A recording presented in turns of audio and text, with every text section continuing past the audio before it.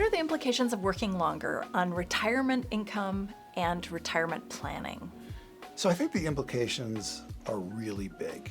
Working longer has a big impact on household finances, and it just makes sense because you're continuing to bring in money, because the notion that most of us can work for, say, 30 years, 35 years, and then live off our accumulated savings for 20, maybe even 30 years, that's unrealistic.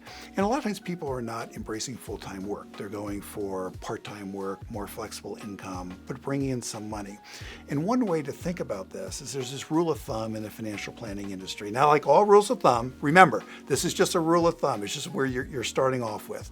But, people say, well, how much can I withdraw from my 401k, my 403b every year without worrying about running out of money? And the standard response is 4%.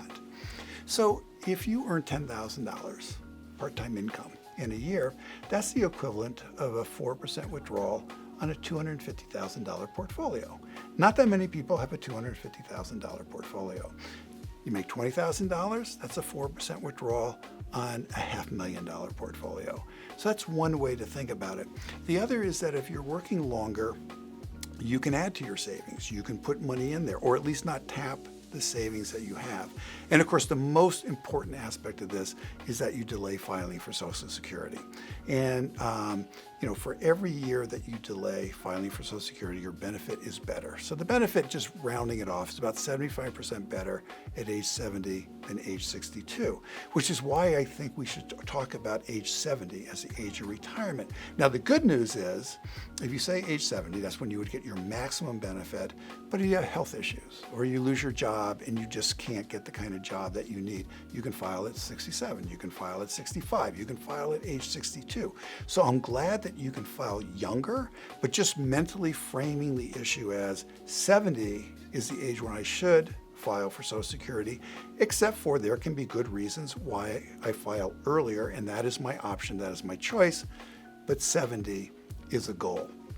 So it can really make a big difference to your finances, but it also has a broader implication. We've gone through a period of time for the last 25 years, 30 years, where retirement has become synonymous with retirement savings and asset allocation and mutual funds and withdrawal strategies. And don't get me wrong, right? Savings is important. But the question people are asking themselves these days is not, what is my number? And that was sort of like the code word for, did you have enough to stop working, embrace your leisure for the rest of your life, and not run out of money? The question people are now asking themselves, what do I want to do next? And I think that is the most important question.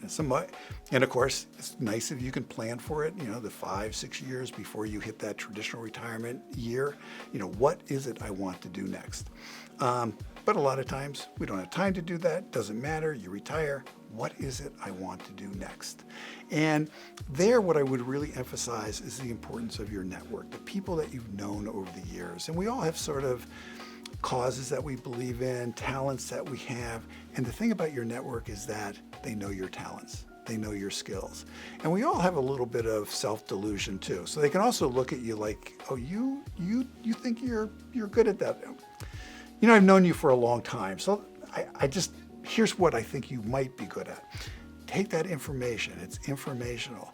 And then the most important thing is your network is going to help you get your job. And so experiment, try different things, but what do I want to do next? So you wanted something that you believe in, that you leave a legacy. Now, I'm at the age 65, and I'm at the age where a lot of young college graduates will say, can I meet with you? And it's an informational coffee. They're not looking for a job. They know what this job thing is, but what is this career thing, right? And most people don't know what they want to do. What is this career? And these are wonderful conversations. So it's all about, I want to be financially independent, but I want to do something that I believe in, something that I feel good about, something that I think I'm contributing to society. I'm making this a better world. And I love these conversations and I support these conversations. Well, I have a lot of these conversations with 60-something. It's the exact same conversation. It's about being financially independent, but doing something that I believe in, something that makes me feel good, something that's going to leave a legacy. And the only difference is that The 20-something college graduate believes that time is infinity. They have an infinite amount of time. And the person who is 60-something, well, they realize time is shorter. But that's okay. You still have time to experiment.